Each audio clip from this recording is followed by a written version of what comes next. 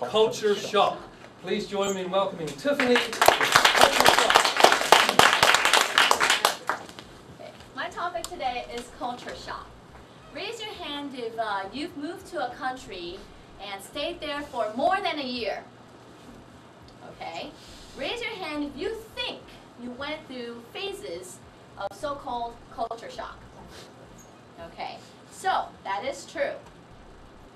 Culture shock is the shock of moving to a new foreign country Culture shock is the shock of moving to a new foreign country. Period there. Yeah. that kind of went weird. So anyways. And everybody kind of goes through culture shock in a different way. So for example, if you're a tourist going on your honeymoon to Bali for 5 days, you probably won't experience culture shock the same way an exchange student probably would. So culture shock has basically 3 distinctive phases, and everybody kind of goes through it in a little different way. As Ben just mentioned, I've been to many, many different countries, starting from Uruguay, Panama, New York, Honduras, Poland, Taiwan, and Malaysia. And a lot of people think since I've been moving so much, I probably don't experience culture shock anymore. Well, you are wrong. I experience culture shock every single time. And that is why I'm going to talk about it today and use my own examples to illustrate the different phases of culture shock. So, there are 3 different phases. The first one is the honeymoon phase. Yeah! The second one is the negotiation stage. No. The third is the adjustment stage. Okay. So let's go on and look at the first stage, the honeymoon stage. As you can see, it's kind of like taking a honeymoon.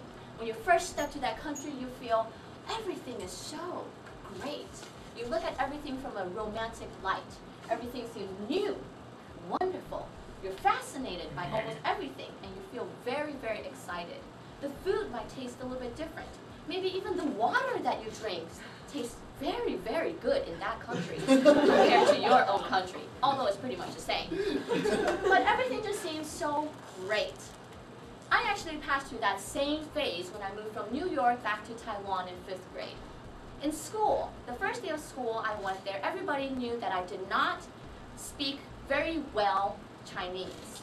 So everybody was thinking that I'm a foreigner, and especially when you're a foreigner, they treat you in a very special way.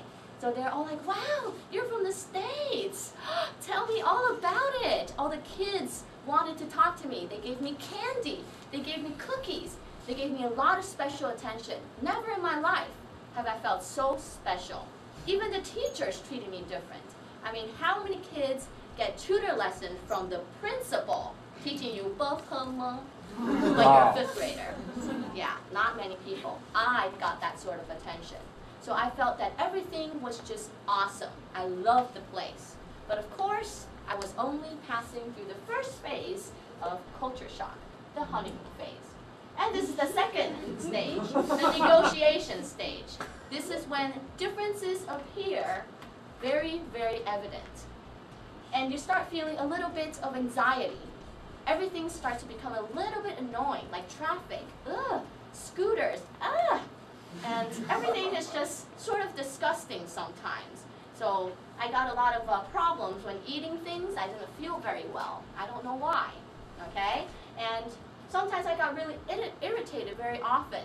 So all this became from everything became disappointments. So I actually switched from the honeymoon stage to the negotiation stage pretty quick. That is when I realized that teachers hit you if you get bad scores. Yeah, I totally switched to this stage right after that. So I started to hate school because I did not read Chinese and I couldn't understand what was going in class. And math was so advanced. Yeah, back in the States, everything was just plus and minus. And there, you started to do a lot of different things which I didn't understand.